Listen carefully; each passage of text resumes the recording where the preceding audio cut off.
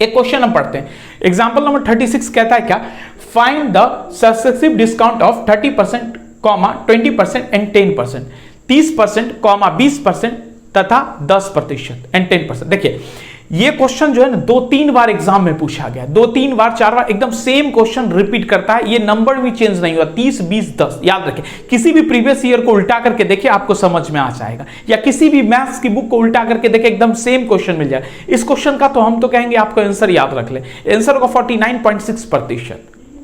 अभी बहुत सारा क्वेश्चन हम बताएंगे जिसका डायरेक्ट आंसर, और यही क्वेश्चन 2-3 बार एग्जाम में पूछा गया, और एसएससी क्वेश्चंस को रिपीट भी करता है, ठीक है, वैल्यू तक को रिपीट कर देता है। तो इस चीज को ध्यान रखें, और कुछ क्वेश्चंस का डायरेक्ट आंसर आए, ऑप्शन आए, लगा करके आगे बढ़ जाइए अगर एग्जाम निकालना है तो। एक देखिए टॉपर क्यों टॉप कर जाता है, टॉपर जो है कुछ चीजों को इतनी बार प्रैक्टिस कर चुका होता है कि उसको क्वेश्चंस देख करके, जो क्वेश्चंस एसएससी के द्वारा रिपीट होता है, डायरेक्ट मैथ्स का क्वेश्चन क्यों नहीं, वो जीएस की तरह उसको सॉल्व कर देता है, जीएस की तरह। क्यों, देखिए हम आपको बताएं कि एक एक क्वेश्चंस को कितने बार प्रैक्टिस करना है, 5 बार। जब आप ऐसा कर लेंगे ना और फिर प्रीवियस ईयर क्वेश्चंस लगा देंगे तो आपको भी चीज एनालाइज करने आ जाएगा, चीजों को याद करना आ जाएगा, मेमोराइज करने की तरीका आ जाएगा आपको, मेमोराइज करने का कैसे किस चीज को याद किया जाता है, रटा नहीं जाता है, चाहे वो जीएस हो, चाहे वो इंग्लिश का एंटो, साइनो, वन वर्ड वोकैबुलरी, रटा कोई भी चीज को नहीं जाता है।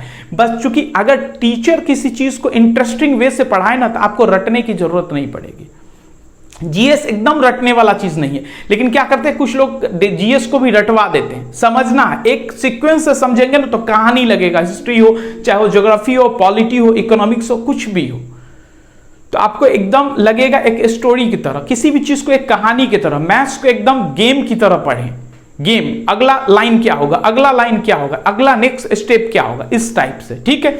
तो हम सॉल्यूशन करें इस क्वेश्चन का। देखिए इस क्वेश्चन को हम 3 मेथड से बताएंगे, लेकिन हम कहेंगे 2 ही मेथड आप उसको ज्यादा अच्छे से सीखिए। तीसरा बता तो हम इस क्वेश्चन को 3 मेथड से देंगे, लेकिन एक मेथड का यूज नहीं करेंगे। क्यों, क्योंकि गलती करने का चांस ज्यादा रहता है, और गलती करेंगे तो पहला ऑप्शन एग्जामिनर के द्वारा वही दिया रहेगा, आप निशान लगा के आंसर लगा के चले जाएंगे, फिर आप घर जाएंगे और कहेंगे हम सब सॉल्यूशन करके आए, ठीक है। तो ध्यान रखिएगा। तो हम इस क्वेश्चन को 3 मेथड से पढ़ने वाले हैं। तो पहले तो आप मुझे बताएं कि क्वेश्चन बेस्ड ऑन एम और एन टाइप हम आपको पढ़ा चुके हैं, यस या नो, परसेंटेज में, अगर याद है तब परसेंटेज में हम पढ़ाए थे क्वेश्चन बेस्ड ऑन एम और एन टाइप पढ़ाए थे। एक question, if the radius of the circle is increase by 50% then how much its area will be increase. यदि किसी वृत्त की त्रिज्या 50% से बढ़ा दिया जाए तो उसका क्षेत्रफल कितने प्रतिशत से बढ़ जाएगा।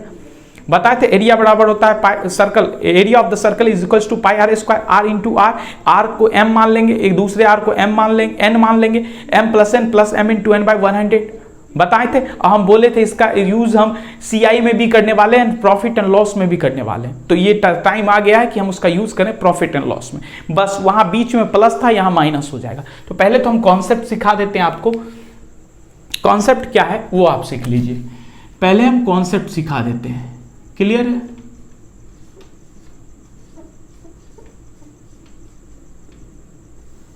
कॉन्सेप्ट आप पढ़े होंगे परसेंटेज में m प्लस n, यहां प्लस पढ़े होंगे, हम माइनस की यूज करें, m plus n minus m into n by 100, clear. m plus n plus minus m into n by 100, इसका यूज करेंगे हम।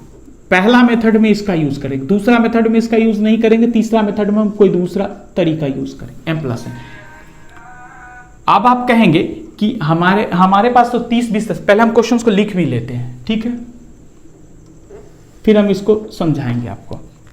एग्जाम्पल नंबर कौन सा है जल्दी बताएं। एग्जाम्पल नंबर है 36। एग्जाम्पल नंबर 36 में जो है उसमें क्या वैल्यू है, 30%, क्लियर है, कॉमा 20% एंड 10% डिस्काउंट हो रहा है। तो इसका इक्विवेलेंट डिस्काउंट, एक छूट क्या होगा, तो देखिएगा आप कहिएगा यहाँ m प्लस n, ये फर्स्ट वैल्यू, ये सेकेंड वैल्यू, तो यहाँ पे तो 3 वैल्यू है। तो देखिए इसको आप m मान लेंगे, ठीक है, इसको आप n मान लेंगे, क्लियर।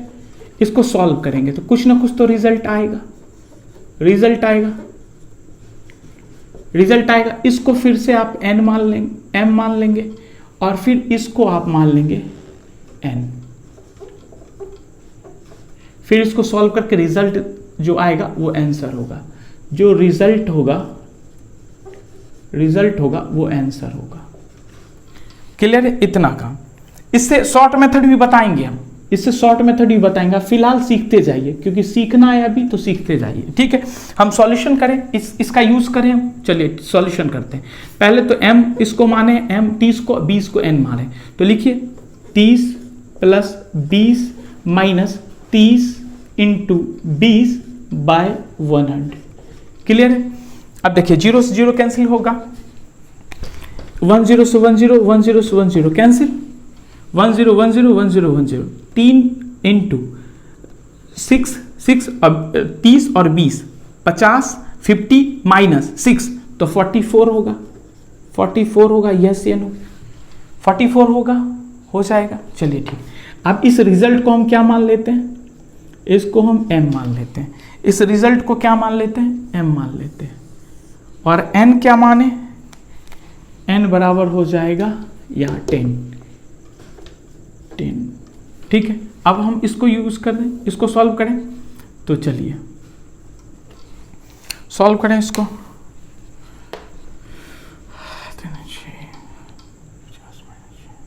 ठीक है, 44 plus 10 minus 44 into 10 by 100।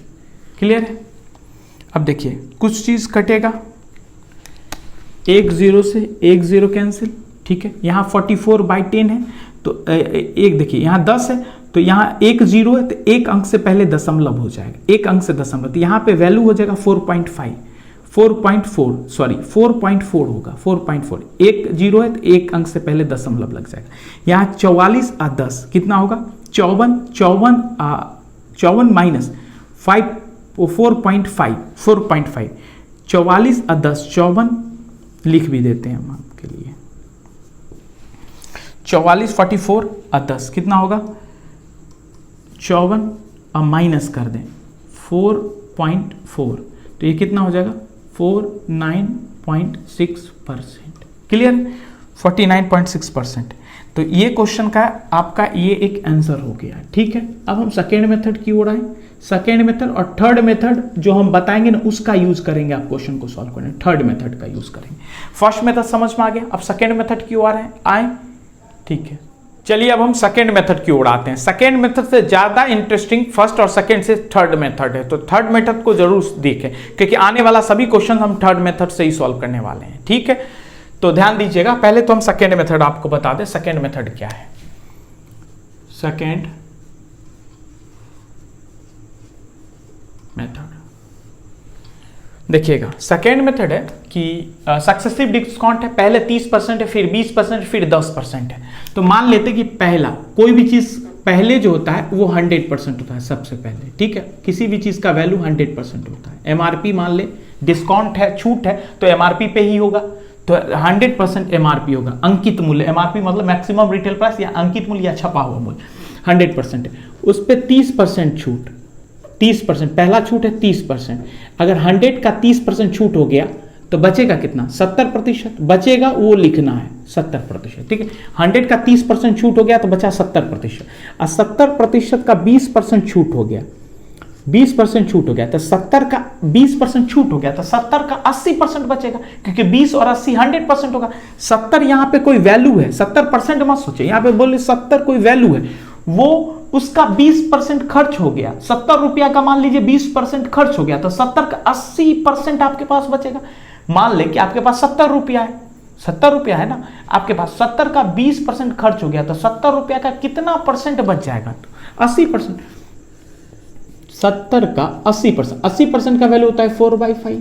Clear है। अब 5 से कैंसिल करें आप ना, 5 से कैंसिल करें, 5 से कैंसिल करेंगे तो 1 टाइम से, 5 से कैंसिल करेंगे तो 1 टाइम से, 5 से कैंसिल 14, 14 को 4 से मल्टीप्लाई करें 56, 56% नहीं 56 लिखते हैं यहाँ पे, 56 हो जाएगा 56,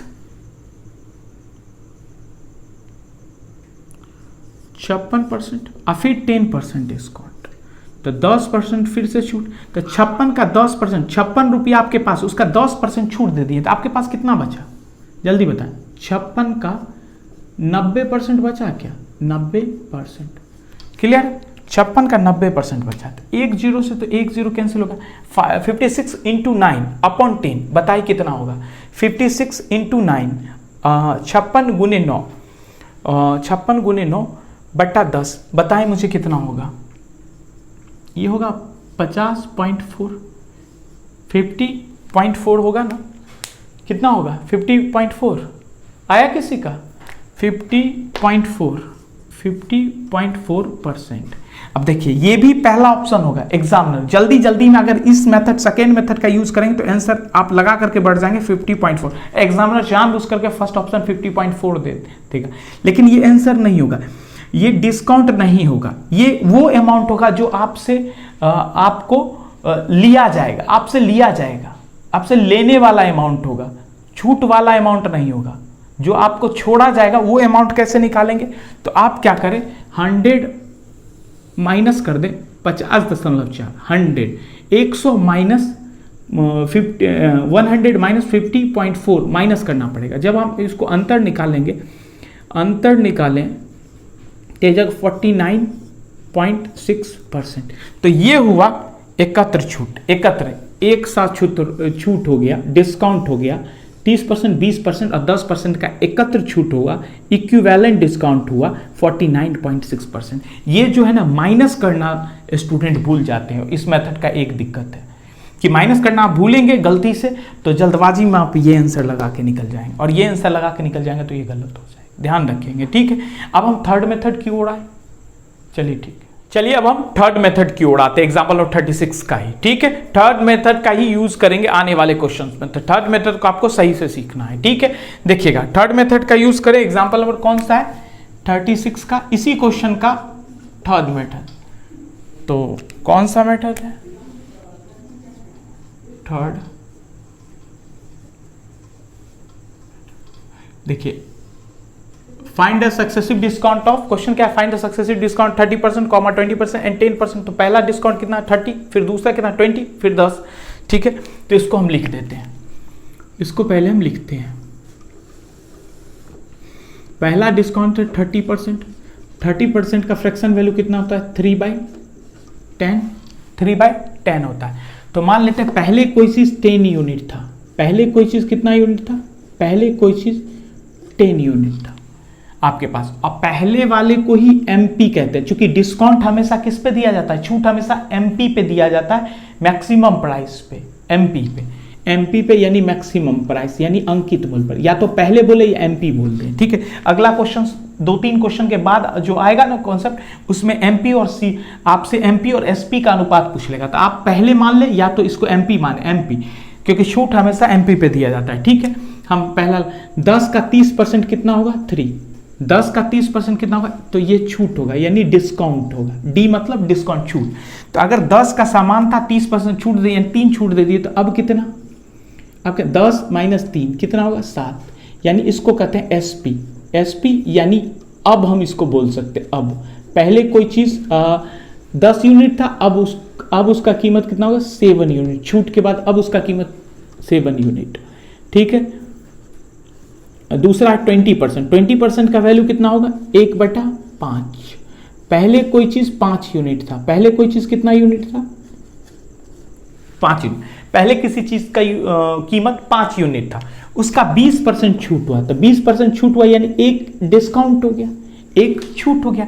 तो 5 यूनिट पहले दाम था, उसका 20% डिस्काउंट हुआ यानी 20% एक छूट हो गया, तो अब कितना वैल्यू होगा उसका क्या 4 यूनिट होगा, यानी अब क्लियर है, यस या नो। चलिए तीसरा क्या है 10%, 10% का वैल्यू कितना होगा 1/10, पहले कोई चीज 10 था, देखिए इतना करना नहीं चाहिए, ये तो आपको याद हो जाना चाहिए, हम इसको लिखे बिना भी सॉल्व कर सकते हैं, लेकिन आपको समझने के लिए जरूरी है कि हम इसको लिख दें।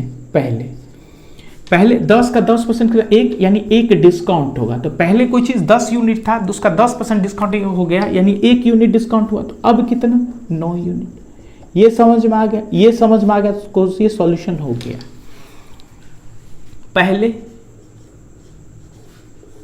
अब देखिए पहले यानी एमपी, देखिए अगला क्वेश्चन जब आएगा ना find the successive discount of 16.2/3%, 16.2/3% and 16.2/3%। एक क्वेश्चन आएगा 2-3 क्वेश्चन के बाद, तो उसमें एमपी और एसपी। तो एक्चुअल में ये एमपी होता है, पहले जो है वो एमपी होता है, पहले कोई चीज अंकित मूल्य था, अब उसको छूट के बाद उसका विक्रय मूल्य एसपी का डिस्काउंट हो गया। इसको पहले को एमपी बोलते हैं। एमपी मतलब मैक्सिमम प्राइस, अंकित मूल्य, एसपी मतलब सेलिंग प्राइस यानी विक्रय मूल्य। ठीक है, अब बस कंफ्यूजन हो रहे हैं तो एमपी सीपी को हटा दीजिए, कंफ्यूज हो रहे हैं तो बस। ठीक है, चलिए, तो पहले और अब, पहले कोई चीज 30% का वैल्यू, पहले 10 था, अब कितना 7, तो 10 लिख दीजिए, यहां 7 लिख दीजिए। दूसरा 20% के लिए पहले 5 था, अब 4, तो 5 पहले था, अब 4। ठीक है, अब 10% के लिए पहले 10 था, अब 9, तो पहले 10 अब 9। ठीक है, अब इसको कर दें आप गुना, गुना करें, जल्दी बताएं, 10, 5 और 10 को गुना करके बताएं जल्दी। 10, 5 और 10 को गुना करके बताएं, 7, 4 और 9 को गुना करके बताएं जल्दी। कितना होगा गुना? इसको गुना करेंगे तो कितना होगा, जल्दी बोले, 7 500 500 इंटू और 9 4 7 को गुना करके बताएं, 252 252। देखिए, पहले कोई चीज 500 में आता था पहले, अब आता है 252 छूट के बाद, तो क्या हुआ है, कम हुआ है या ज्यादा हुआ है उसका मूल्य? कम हुआ है। छूट कितना हुआ है? छूट यानी डिस्काउंट, छूट कितना हुआ है? छूट बताएं। 500 माइनस 258 गुना घटा करके बताएं। 500 माइनस 252, छूट कितना हुआ है? छूट कितना हुआ है? 248 248। तो छूट परसेंट कैसे निकालें? छूट परसेंट कैसे निकालें?